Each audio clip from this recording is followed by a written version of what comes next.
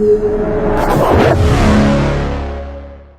there! In this week's episode of Did You Know, we are going to talk about home decor trends prediction for 2019. Number 1.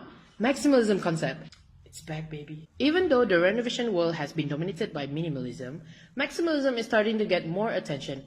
But why?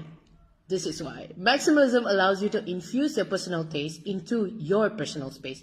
It's like a personal expression of your space. Number 2. Not too fast, guys. I know I said maximalism is back, but minimalism is here to stay. Minimalism will always be popular among homeowners and interior designers.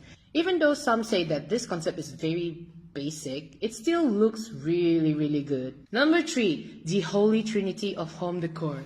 Texture, pattern, and colors. Did you know that in the 80s, people hate the cliched texture, pattern, and colors? Everything was just too clustered with them. But they're back, and they're even better now. The trick with the holy trinity of interior design is that don't overdo it. And we know just the right professionals that can help you to achieve this.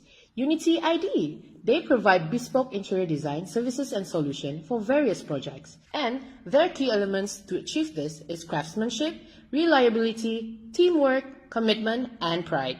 See you in the next episode!